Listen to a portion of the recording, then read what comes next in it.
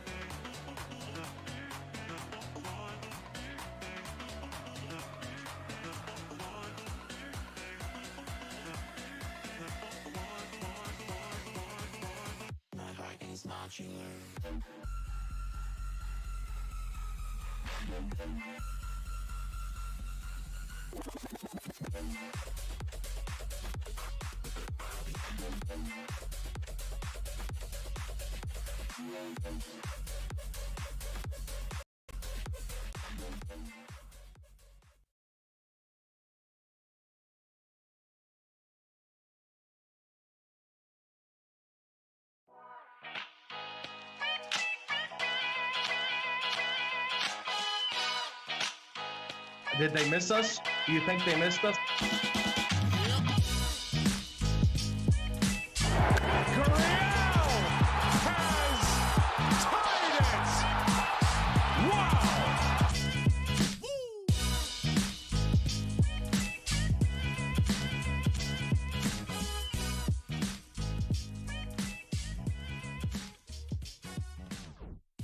Parker, might I say, you look mighty dapper today, and with the boy LMJ in the background, we are definitely going to talk about him. It's another day here on the 1203. It's been a couple weeks, I know. We apologize for the, 2-week little span there where we were not putting out episodes. But hey, we are putting out episodes today, and I don't know why you're muted. I'll fix it. Parker is muted. So, he didn't even want me to talk. He's like, no, not today. You are going to listen to me for once, damn it. I understand it, Reed. I understand it. I just had to shut you up. Is this a new power that I have? It is a new power. I'm definitely going to have to abuse this power.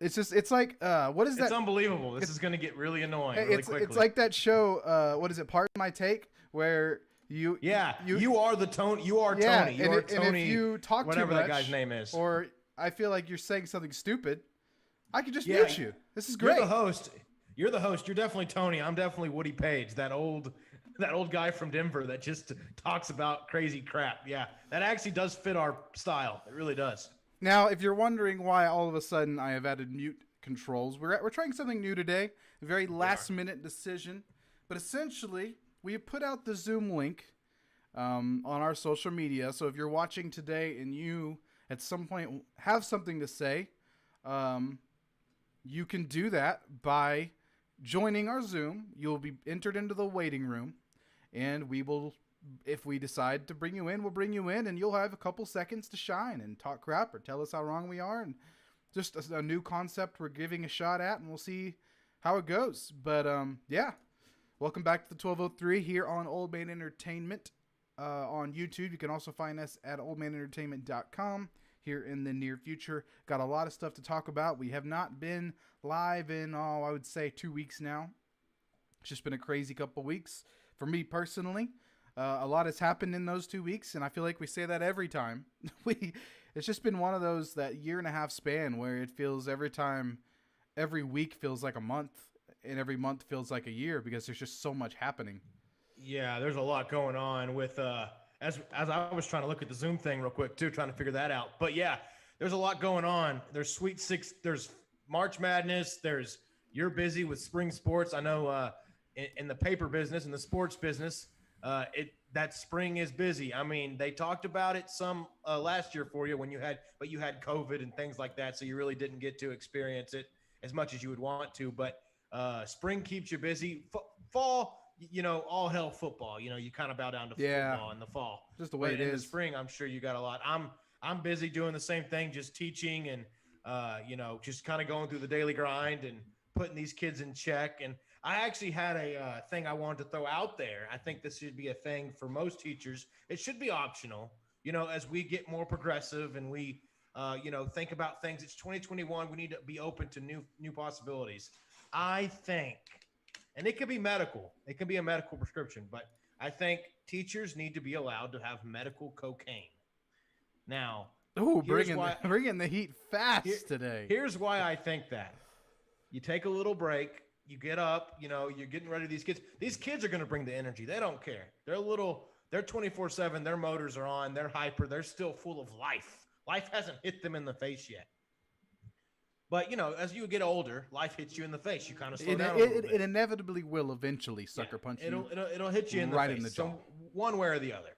So I'm just going to say it. Medical cocaine, just a little snort will do you.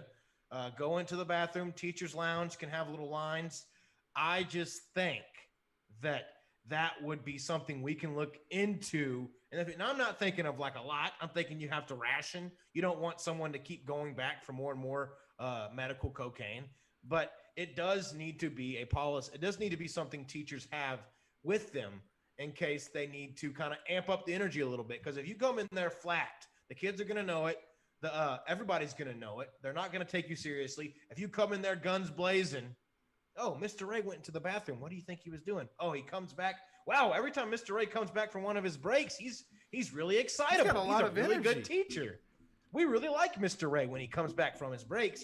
He gets a little louder every time he comes back. We didn't think he could. Starts twitching a little bit, but I think it's just he's so excited to teach the us. Energy, the excitement. We love his class. We don't know what we're learning, but he's really excited about it. But yeah, so that's just my reminds me of the John Mulaney joke where he's talking about assemblies, and he's talking about how they're forced to take notes, and the teacher goes, "Write that down." And he's like, "You need to behave and pay attention to the teacher." And John Mulaney goes, "He's smoking cocaine," referring to the guy who's telling him not to smoke cocaine. Yeah. Oh my God. If you know the joke, you know what I'm referring. If you know what I'm John referring Mulaney to. is great. But John Mulaney's great. But if you're wondering what Parker's been up to, he's been taking breaks while at work and snorting cocaine so he could teach the youth of America. So. Oh shoot! Did I say I didn't admit to that? I was saying that teachers in the future. Joke. Gosh, this is a joke. dang it. For liability reasons. Dang it. This is a joke. I do not. Please. Yet do that. I'm saying in the future. Listen to my words carefully.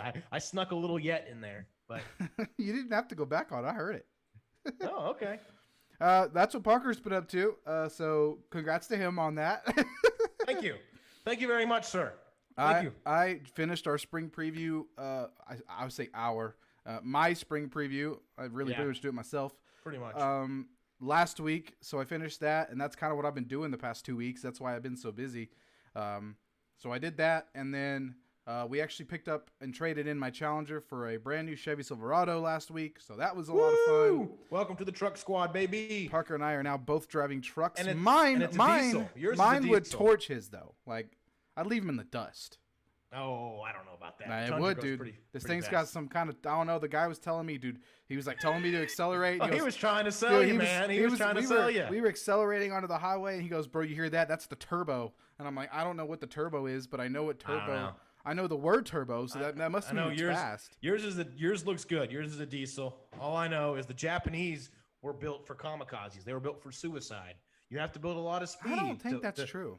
You have to build a lot. All Japanese, they like kamikazes. It's back in World War II. I'll talk to you later. Were they driving Toyota Tundras into war? No, but see, it's the same type of people. See, it's all ingrained in their DNA.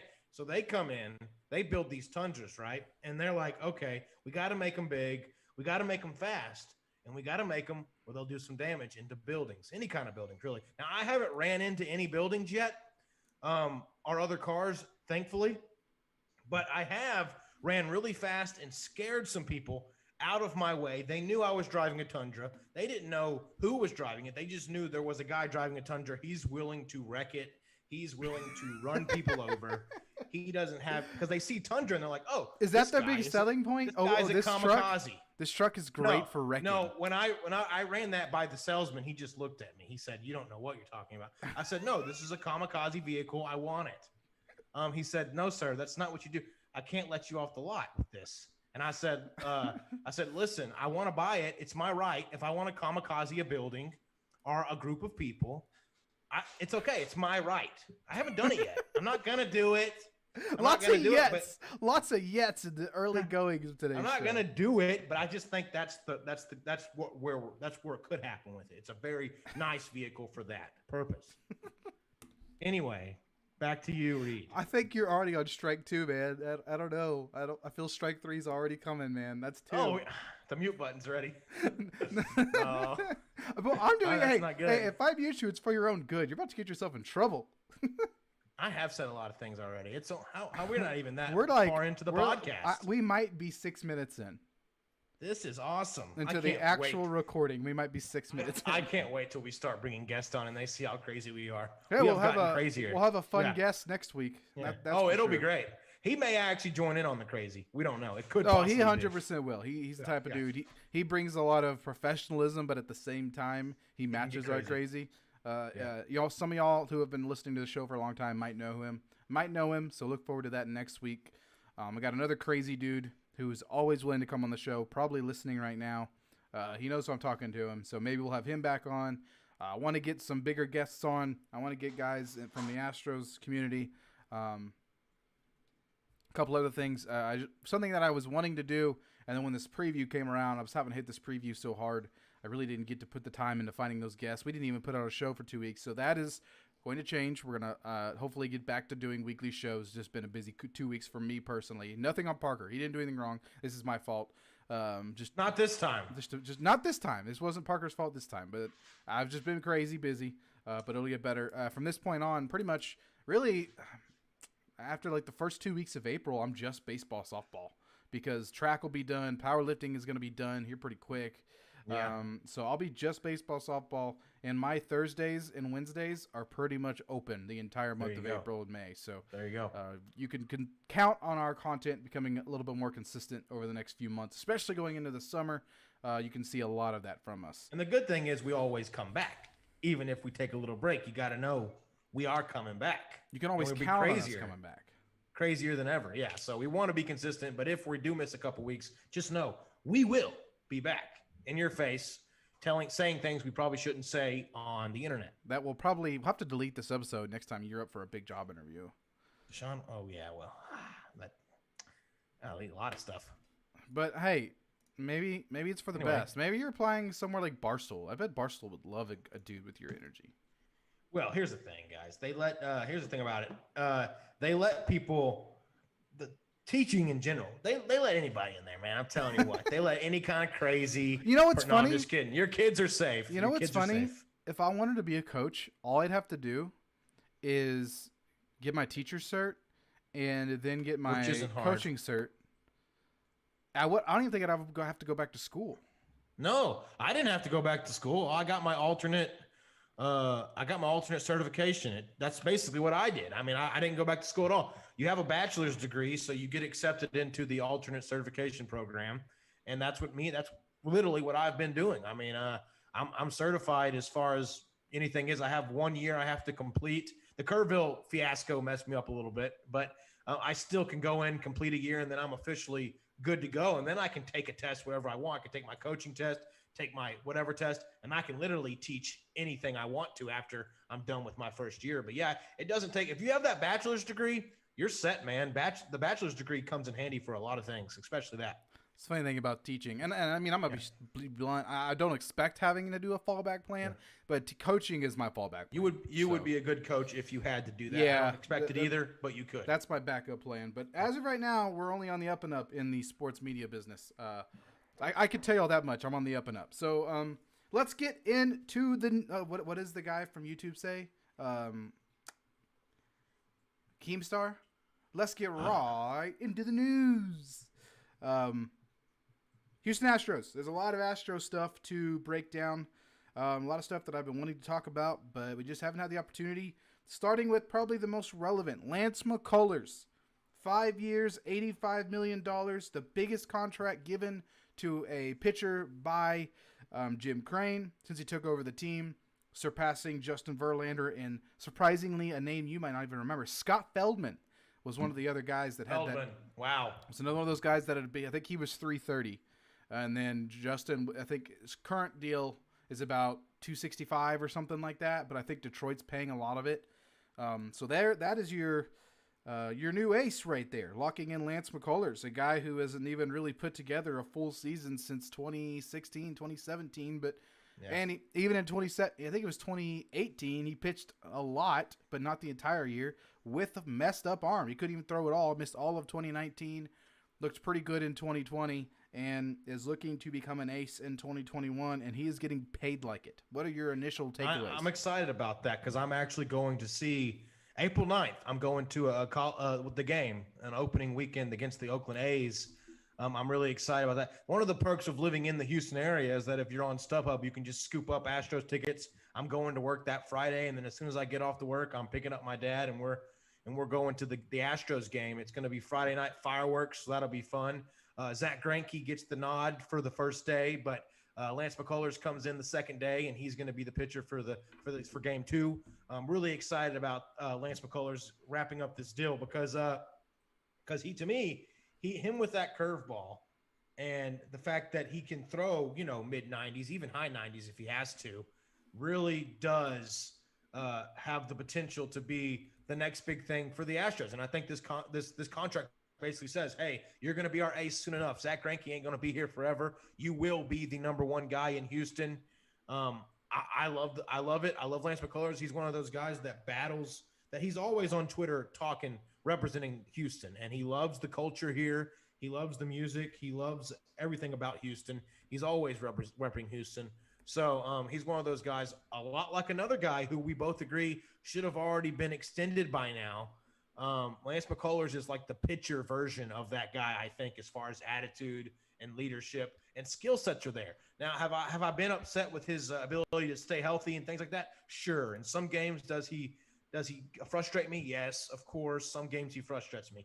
But he has the potential and has shown that he can be a lights-out number one option for the Houston Astros. And so that's all you can really ask for. I'm excited to get to see him play. Well, and statistically, he's been almost on that level. A guy that can just give you innings after innings after innings. I mean, he's got the flow now. He's almost looking like a Robert Selman, Jacob deGrom before the haircut type guy. Like you said, he lives off that 12-6 curve. He throws it almost. He's honestly more comfortable throwing the curve than he is the fastball, but he can get the fastball up to 96, 98. And he's said that he is ready to try and be that workhorse, that guy that every fifth day you can turn to him and expect a quality start from him. And the Astros are obviously paying him like it. I mean, like you said it, he's one of those guys that is just really bought into Houston. Even through all the crap they've been through in the past year or 2 years, he's a dude that's been vocal about staying in Houston. He's pretty much come out and said, hey, I want to stay in Houston. This is our home. This is where we want to be. And I respect him a lot for that. And I feel like if you want to show the fan base that you're serious about this kind of stuff and that these are the type of guys that you're willing to keep, and if you want long-term fans, these are the kind of signings you need to make. Guys like this that the fan base buys into, and then they can rally behind him, and now you'll have McCullers jerseys being bought out the wazoo for the next 4 or 5 years, and it's just a smart move. The city will embrace you. Houston's got some big spenders. Let's just say that. And they will embrace you. They'll buy tickets. They'll sell out season tickets. They'll buy the jerseys. If you commit to them, they'll commit to you hardcore 100%. They're fickle in other aspects, but Houston in general, if you commit to them, they'll commit to you, and it's a great place. I know he's thinking, he's got the food, you got the good food here. You've got, it's nice weather for the most part. I mean, it's not like up north. So I think there's a lot to like about it, but also the fact that there still is some things we need to get right as far as a certain shortstop that we'll get to next, I'm guessing, because it really has bothered me that we haven't. They did offer him some deal, wasn't it? A 6-year, $120 million 120 deal. I mean, here's the thing about that deal. Let's just go ahead and jump into the Correa. I'd love to talk about Lance McCullers. I could talk about Lance all day long, but he's one of my favorite players on the team. Yeah, I'm sorry if I moved you. No, it's all good. It's all good. I had Correa. I kept going back to Correa. I had Correa on the list of things I want to talk about too. But here's the thing: 6 years, 120. Right? If you look at what Correa has done, just looking at his stats, what he has done in his career, all intangibles aside, everything else aside, any potential aside, 6 years, 120 makes sense for that type of player. A shortstop, hasn't won a Gold Glove. He's only been to has he even been to an All-Star game? He might have been to one All-Star game. He's hit at the max 24 homers. He's missed a lot of games over the past few years due to injuries. On surface level, you could see why 6 year 120, you could argue, is reasonable. But when you take into account a lot of things, considering how good he's been in the postseason, how good he is in the postseason, when you take into account the leadership that he brings and how much he embodies the Houston Astros and what they need to be post-cheating scandal. This is a team they need to be. They need to be that I don't give a rat's ass attitude, shove it down your throat, hit homers, and watch it. And that was frustrating to me because Carlos Correa was the only guy with that attitude. Alex Bregman, Altuve, all those guys kind of shied away from it. Correa's like, and had down years because of it. I'm stepping, yes, and he had a great year because of it, because he stepped into it. And I think that's another storyline as well. I think the Altuve for sure. We'll get into that a little bit because he's looked a lot better. I do want to talk about Altuve. I want to talk about what we've seen. How he's come around. But for the Correa thing, you're right. If you step into it and you own it, and in the playoffs, I mean, that walk-off, man, against Tampa, I guess it was game 5 or 6. I think it was game 5. But the Astros were down 3-0. They had no reason forcing a game 7. The reason they forced a game 7 against Tampa Bay in the ALCS was Carlos Correa. Yes, you could point to a lot of different things. I'm pointing to one thing. Carlos Correa, to me, his leadership, him pulling. I remember when he pulled Framber Valdez to the side and said, hey, listen, don't let him punk you like that. We got your back. Little things like that, visual things that I focus on. And him hitting that walk-off home. I mean, he went down fighting. Literally, in the last game, he would not give up. He was one of the guys that was still getting hits, getting on base, doing things, even to the very end. So he's the guy you want leading the charge for the Astros. Early on, my speculation was, you got Altuve, you got Bregman, you got some really good players, but Correa was always kind of like out of the big four for me when we had Springer. Correa was always my last guy. I mean, I had Springer, Altuve, Bregman, random order, and then I had Correa kind of at the end. Well, so Correa was your, if we're not going to sign one of them, he's out. Correa was the guy for that. Springer was always it for me, just because I knew we weren't going to be able to afford him.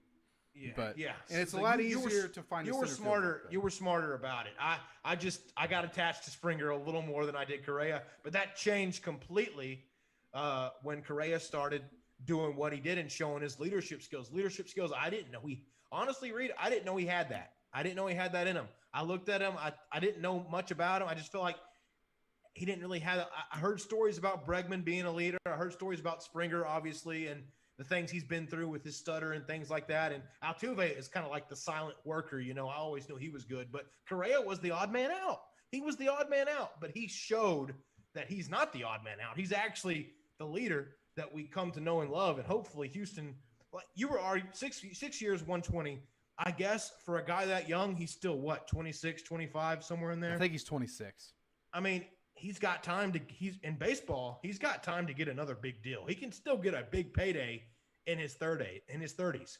So I think, 6 years. I like the length. I mean, I guess maybe people are wanting a little bit more money-wise, but the 6-year deal, I really do like for Correa.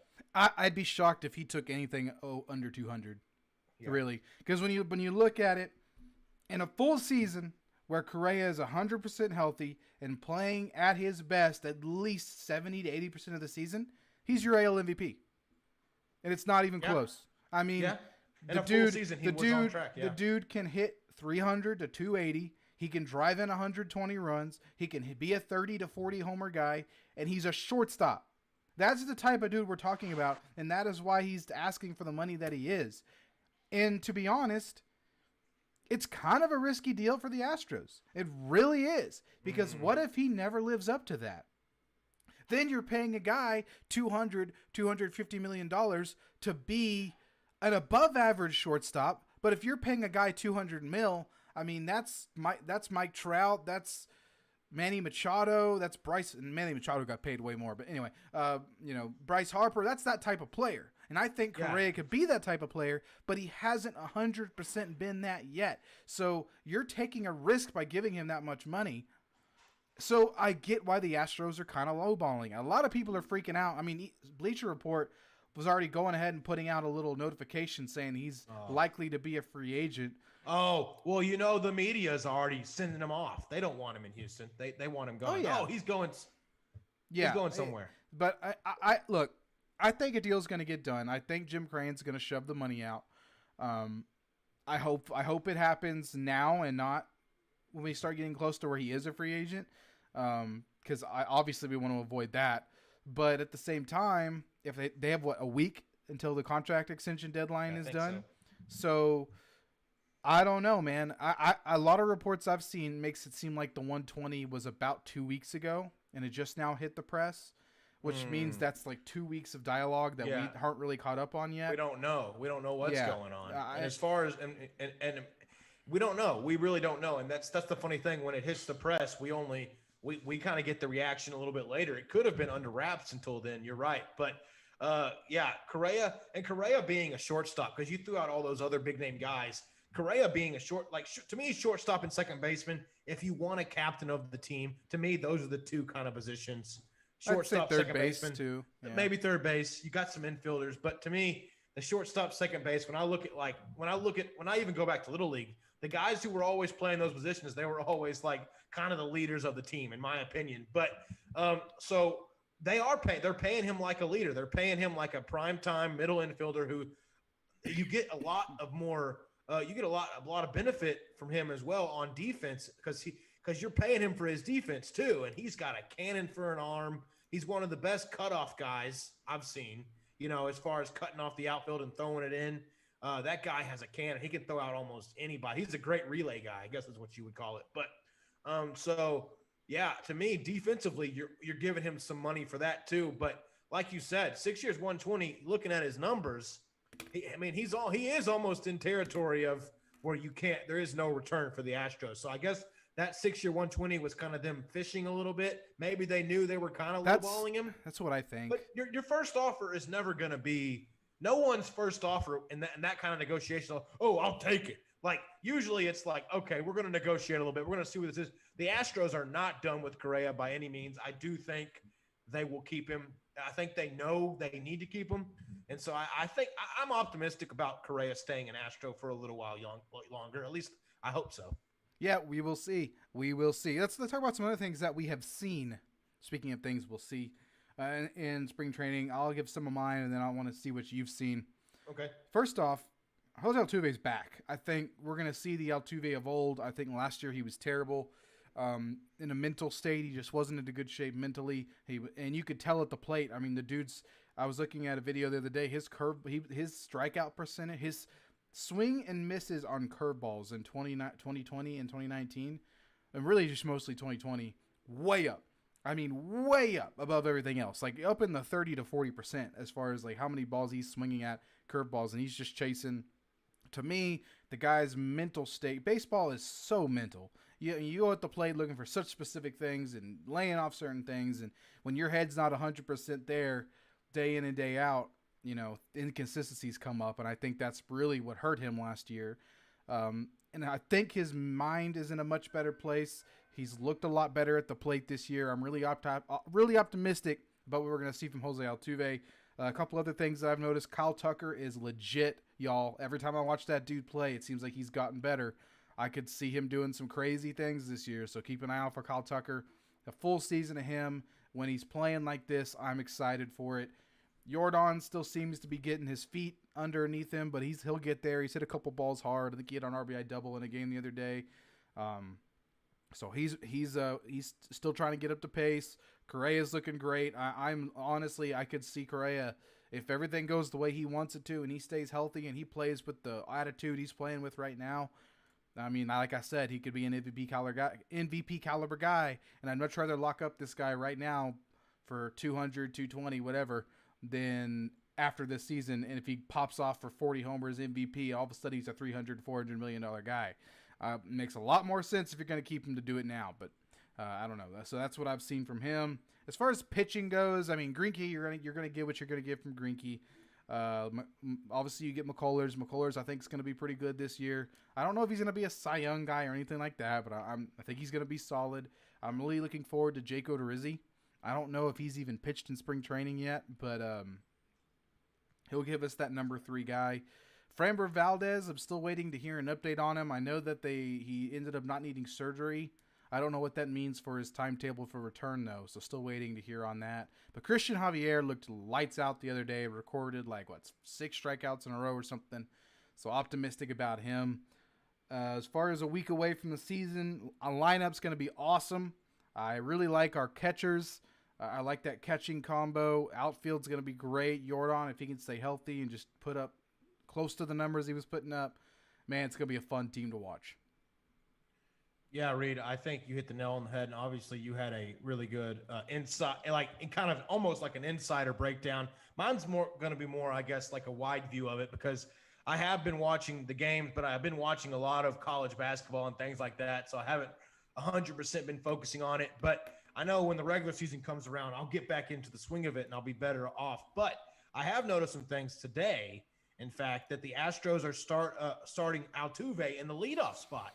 Not really a guy we thought would be the leadoff, competition or in the leadoff hunt, because he's really good at hitting guys around. But Altuve started off in the leadoff spot, and I think he hit a leadoff home run, if I'm not mistaken, in this game. But and I think that's why they like him there, because the Astros, he does have that pop. Honestly, him at the leadoff spot. How do you feel about Altuve kind of sliding in there? And he's a very stereotypical leadoff hitter. He provides a little bit of power. And this is an observation that they've been talking about on the broadcast. I think it's been the guy that does the radio broadcasts with Alan Ashby. I'm drawing a blank on his name, but Steve Sparks, Robert Ford. Robert Ford was pointing out how he was talking about how Altuve used to be a hit the ball on the ground type of guy, and over the past few years he's turned into elevating it, hitting it into the air, trying to hit it out. As the game has developed and the game has changed, and he ended up hitting 20 homers. But if Altuve is going to be your leadoff hitter, and I love that power that he has, and I still think if he just goes back to the line drive philosophy, I still think he's a 15 to 20 homer guy in a best year. I'd like to see him go back towards that. If you're going to have him lead off, I want him getting on base. Altuve's not going to take pitches. That's not who he is. He's aggressive. He's like Springer would go up there and draw a 3-2 count every time. I mean, that's just how Springer, if he wasn't hitting a leadoff homer on the first pitch, he was going to draw it out, and he was going to find a way to get on base. Altuve's not going to do that. Altuve's going to go up there. He's going to fall behind a lot, He's going to go up there, and he's going to swing, and he's going to swing, and he's going to swing. But he needs to get back to 2017, 2018 Altuve, the guy that was racking up 240 hits a year because he was hitting the ball on the ground, hitting line drives, not trying to elevate the ball. If he's going to be the leadoff guy, which I think makes a lot of sense, he's that type of player. He puts the bat on the ball a lot. I want to see him go back to that approach. But I do like Altuve there, and I think he really gets a lot of protection because you can put a lot of guys in that 2 spot. You can hit Bregman second, Tucker third, or you can get the right, left, right. Go Tucker second, Bregman third, Correa fourth, Alvarez fifth. You have a lot of flexibility there, but you can also really protect him in the lineup, and then you can hit Maldonado and or Castro 8th, and then you hit Straw 9th, and then you basically have 2 leadoff hitters at the 1 and 9 spot. So I really like it. I think it makes a lot of sense. Another thing I wanted to kind of hit at as well was when Zach Greinke, he got the nod to be the opening day starter, and people were like, oh, what are your comments? What are you going to say? Zach Greinke is a guy who doesn't put on airs at all, by the way. If we've known this about Zach Greinke, he's kind of a little shy. He kind of sticks to himself, but doesn't really care what other people think. And I got to love that from a guy like myself. I got to love a guy who's maybe a little bit offbeat that just doesn't care what people think about him. And he was asked, you got the opening day nod. Do you care? He's like, no, I never really cared about that stuff. It's just another start for me, really. I'm glad I get to start a game in the MLB. I'm happy about that. But he didn't look into the opening day thing at all. Basically, a guy you want to play with. I mean, I guess you were looking at, like, maybe they wanted him to say, yeah, I'm the best. Of course I'm starting. But no, he didn't give them any fuel. He straight up said, cool, I'm starting. Whoopee, let's go win the game, which is exactly what you want from a guy like Zach Greinke. So I'm looking forward to watching his opening day start. And a guy with that attitude, that's kind of that mellow attitude that you want from a guy like that. So I'm happy. That was just a funny response. I don't know. I thought I enjoyed it. Yeah. I mean, also, he definitely knows that if Verlander was healthy, he wouldn't be the opening day starter. So yeah, for sure. So there's a level of, I'm the opening day starter, but, But I mean, again, Greinke's never been the type of guy to give two shits about that. So, that is definitely funny. He's such a good personality. My mom loves him because he's basically autistic. I think he is. Yeah, I think he is. But a little bit. But he's such a good athlete. I mean, he's an insanely good athlete. He's been good for so long. His velocity, he throws like 88 now, yet he's still just absolutely disgusting. Yeah, he has that great location, and a guy like that has to be really careful where he pitches. But he's still. I mean, in the World Series in 2019 against the Nationals, I still think in Game 7, A.J. Hinch should have stayed with Greinke a little bit longer. We'd be looking at that ring number 2, but we can go back and speculate all we want. But Greinke was dealing in that Game 7, so that's all. That's what I'll say. But I do want to kind of I guess just kind of switch it in. Hey, Jordan doubled, by the way. Speaking of Jordan. Oh. 3-0. The Astros are up. It's spring training right now. Oh, it's 3-0. Jordan just doubled the score Correa. So. Oh, well, there you go. Speaking of Jordan, but yeah, let's stay in Houston and transition to. I do want to say one more thing about the Astros. I thought you were already going to DeShaun. Go ahead. We'll get into that. I guess we'll save DeShaun for last because I do want to. That'll probably be good last because I do want to get into the March Madness and stuff like that. But this kind of helps us transition into March Madness. But the ORU head coach, I believe it's Oral Coach Roberts, Mills. Oral Roberts University, by the way. ORU, Oral Roberts University. It is a Christian school in Oklahoma. For those of you guys that don't know, they are in the Sweet 16 as a 15th seed. They've knocked off Ohio State, and then they went in, and I think they knocked off Florida. So yeah. They beat number 2 Ohio State. They beat number 7 Florida. They play one of my teams, number 3 Arkansas. I think Arkansas needs to be careful. I do think they're the better team, but they need to be careful of this ORU team. So Coach Mills comes in and he basically straight up says, he's like, listen, I don't know how it got into the category of Astros or whatever, but he said he's a huge Astros fan. He said after the 2017 World Series, every single gift that's come from him or to him has been Astros related. He's given his daughters all kinds of Astros stuff. He's a huge Astros fan. So if you don't know, and if you're an Astros fan and you don't really have a team to cheer for in the March Madness bracket, cheer for Coach Mills and the ORU University Golden Eagles because they're a fun team to watch. And I don't want them beating my Razorbacks. But if they do, I wouldn't be disappointed because it really is a Cinderella story. I mean, a small Christian school. My cousin went there. She graduated from there. It's just crazy, the connection. I did not think they would ever be in the March bracket. But here they are, 15th seed. They knocked off Ohio State, and it's been a good journey for them. And the fact that he's an Astros fan, to me, is a little bonus. Speaking of small Christian schools, what were your reactions to Abilene Christian and the former Bobcat Reggie Miller knocking off the University of Texas? I was happy. First off, me too. Screw you. First off, I was ecstatic because I don't give a crap about UT fans. To me, it always bugged me I mean, A&M I can get behind because it was far enough away to where you didn't really get a lot of Aggie stuff at Texas State. But it was frustrating to me when you would walk on campus at San Marcos, Texas State, and you would see more burnt orange than you would maroon. It pissed me off. We even have professors that would walk in, and one specifically that would walk in with burnt orange, really big UT fan. So it really did kind of, it kind of grinded my gears. I never really liked UT. I was always in that rivalry with A&M and UT. I was always kind of A&M because I liked their College Station. I liked the tradition they had. And UT in Austin, a bunch of T-sippers. There's a lot I don't like about Austin. So, I kind of lumped them in with that.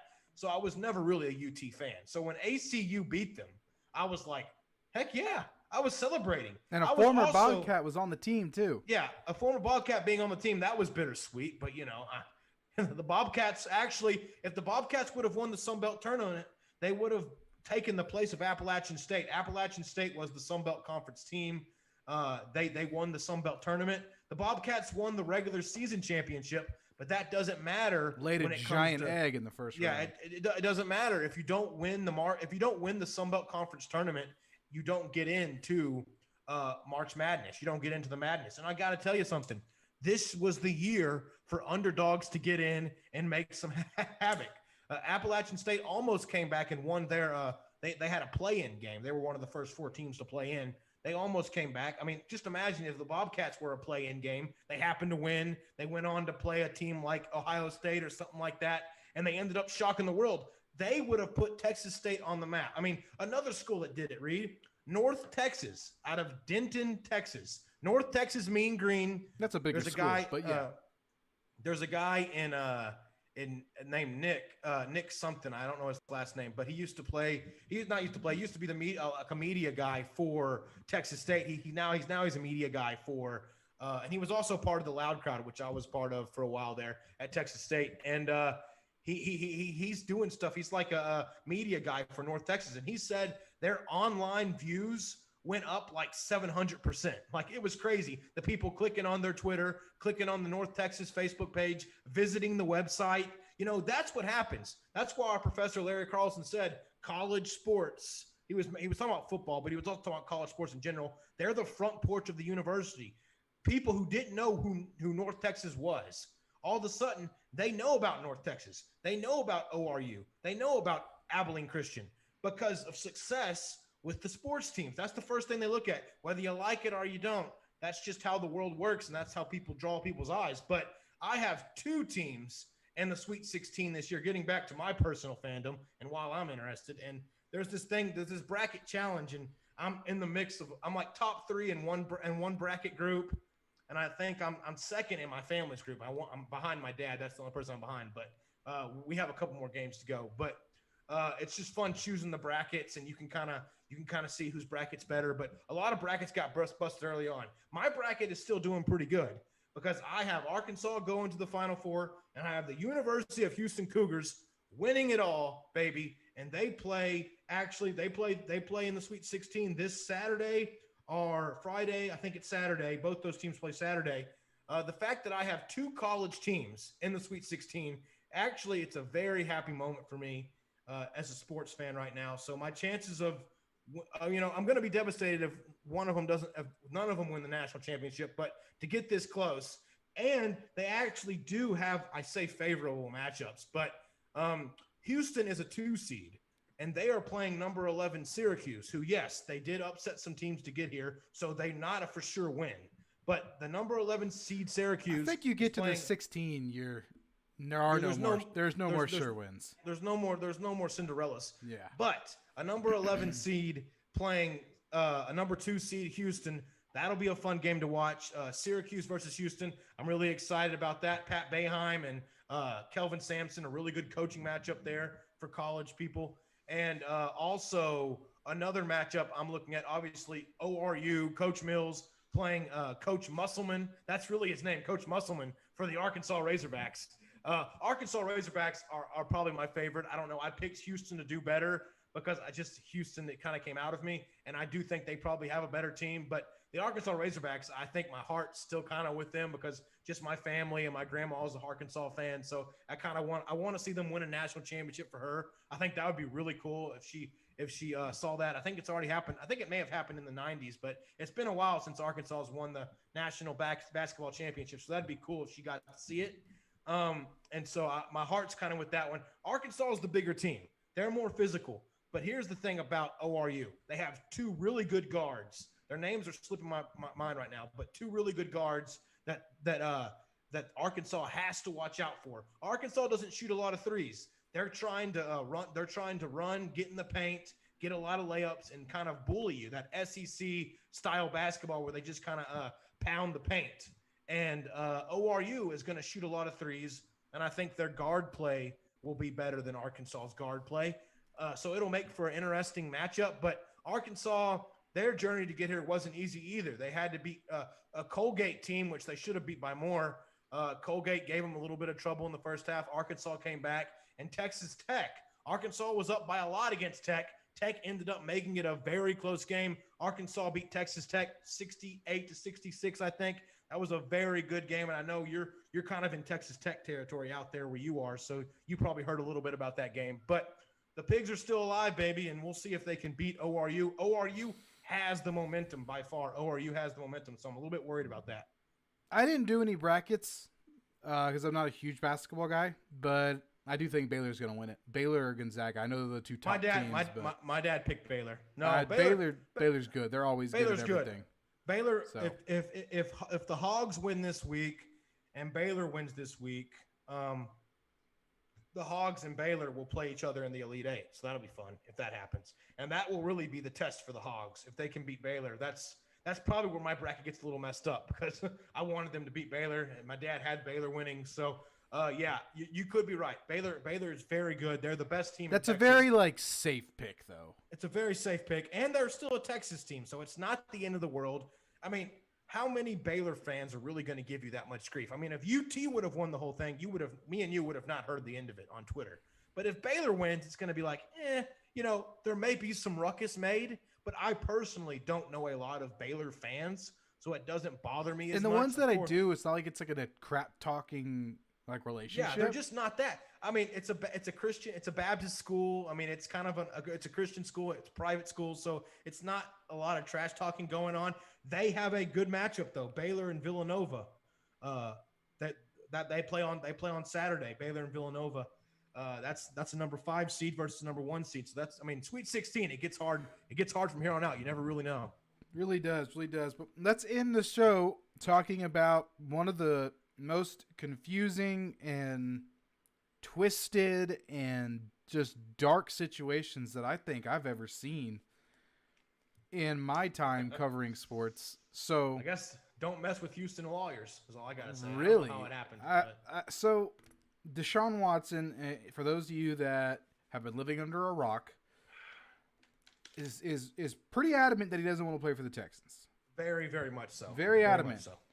And pretty much that bridge is burned. The and Texans, if it wasn't burned, it's burned now. It's burned now. The Texans don't want to trade him, and they feel they're getting cheated because he signed a contract, which is a fair feeling, right? Fair feeling, yeah. All of a sudden, and very conveniently, DeShaun Watson is now being accused of a lot of sexual assault, sexual harassment. I think there's up to 14 lawsuits now. This was started by a lawyer who's kind of known in the Houston area. He's buddies with the owner of the Houston Texans. He's a sleazeball. Yeah, he's a piece of crap. But he's been in the Houston area for a while, but he's a sleazeball. Yeah, but he's known for kind of being a rat. He's the one that started it, but now it's up to 14 lawsuits. I'd assume they're not all under the same lawyer. They might be. I don't know. I don't know the details.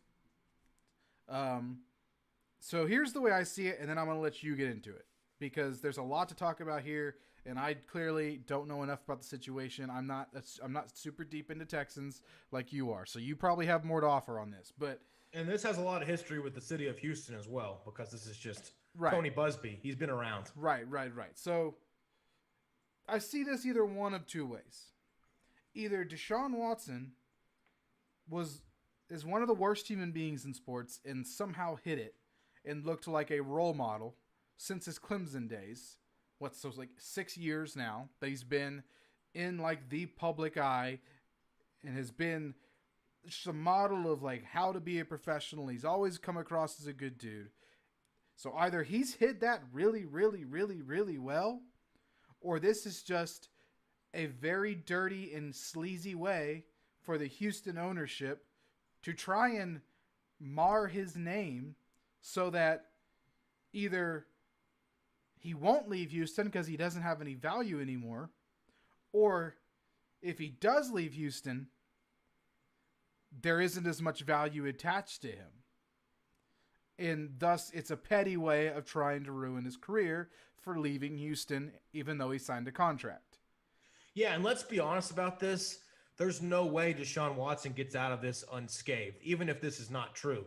People are going to look at this and say, oh, used 14 counts of whatever. I mean, this is called slander. This tarnishes your name.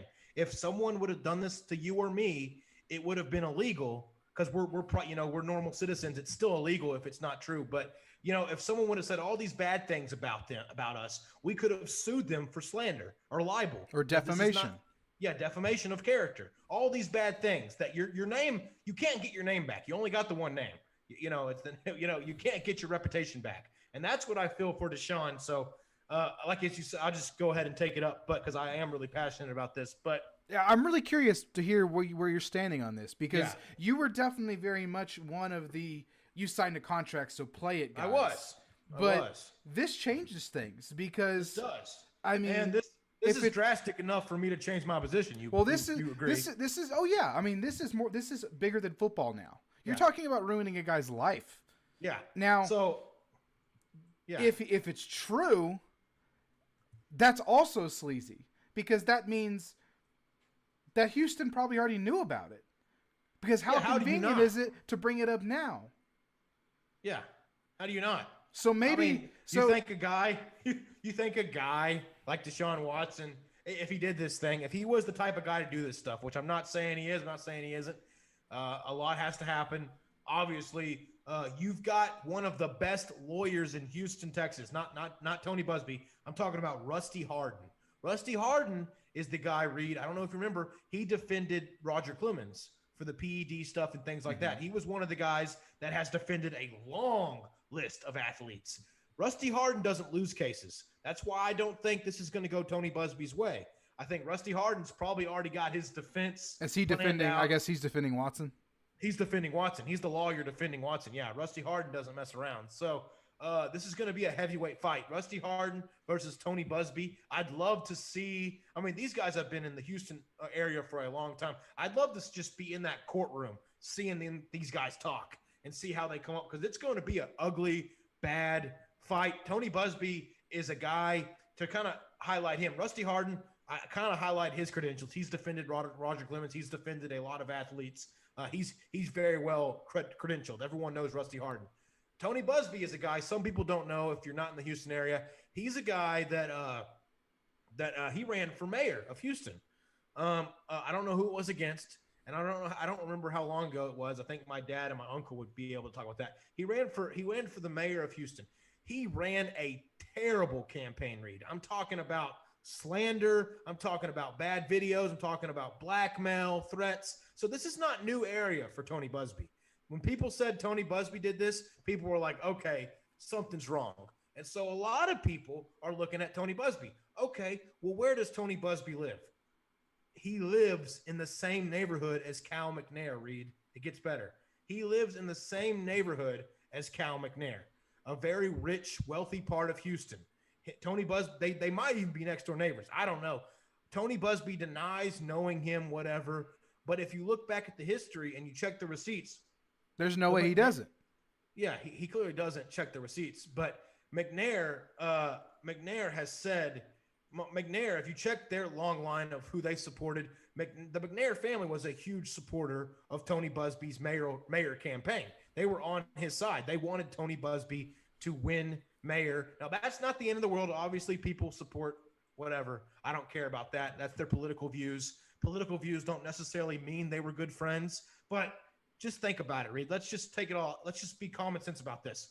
if your neighbor, if you have a guy in your neighbor, he's running for mayor, you really like him, you support him, and then all of a sudden, something happens, and you still supported him, you gave him a lot of money, and you're saying, oh, you didn't win, you owe me a favor, I gave you a lot of money, I'm going to cash this favor in.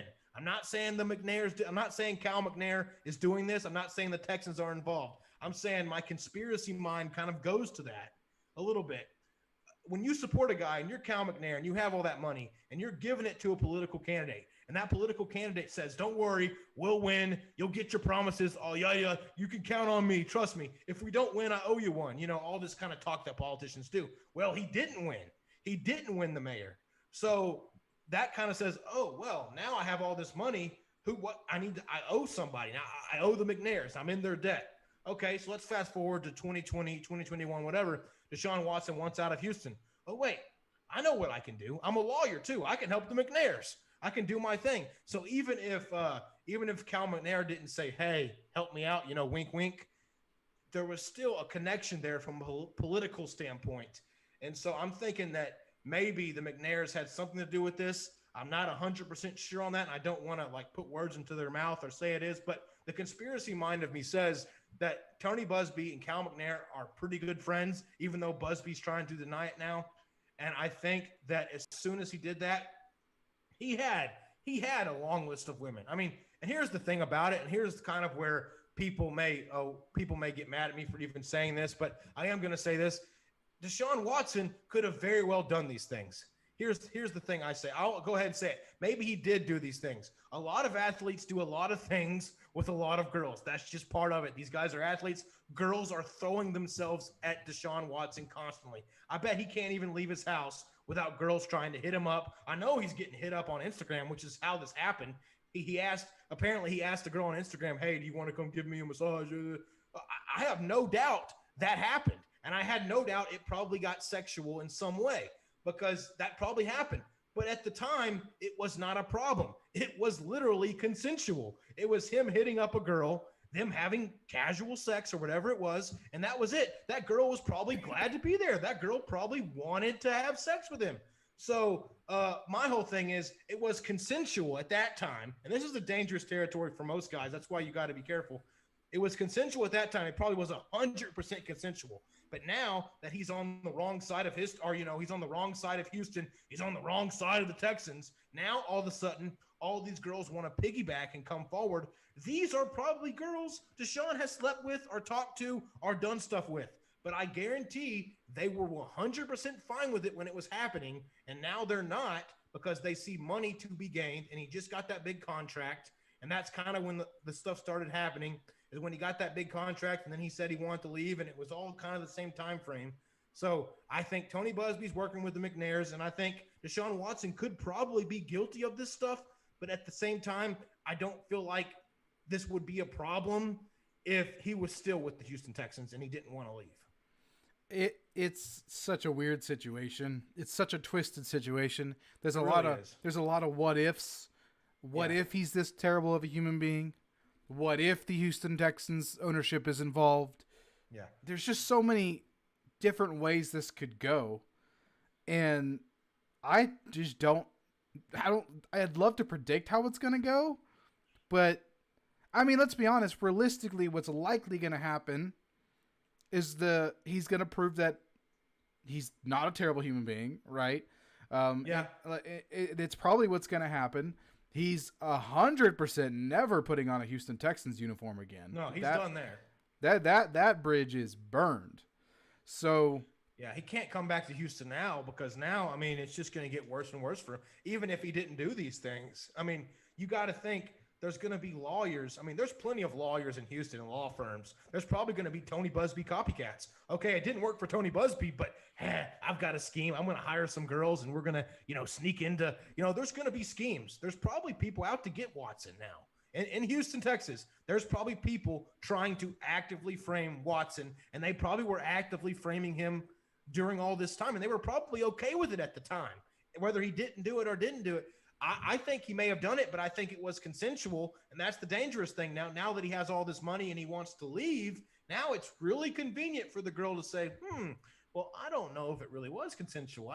I don't remember it that way. You know, it's just I don't want to sound like a terrible person, but that stuff happens. It happens, especially to rich people. I don't know. I don't want to speculate, and I think it's a situation we're just going to have to let play out, and then we will talk about it next week when we have our guest on. I'm sure he has an interesting view of it because he has an interesting view of everything. I'd love to see what he has to think. So if you want to hear that conversation, be sure to tune in next week. That's probably going to do it for us today. We will definitely talk about this next week. I'm sure we'll learn more about it from this week. And it's such an interesting situation. Also, next week, we will be probably doing an opening day preview for Houston Astros, as we'll probably be doing the show the day before, if even the day of opening day. So stay tuned for that. This is about, for those of you who are Astros fans or even just baseball fans, be ready for a lot of baseball. They're about to hit baseball season, which means this show is going to become very baseball heavy. And get on board or get the heck out. Pretty much. That's going to be the way it's going to be. Hey, go Stros. Go Stros go. We will see y'all on the next episode of the 1203 Experience, if my outro will load. See ya. Wasagi.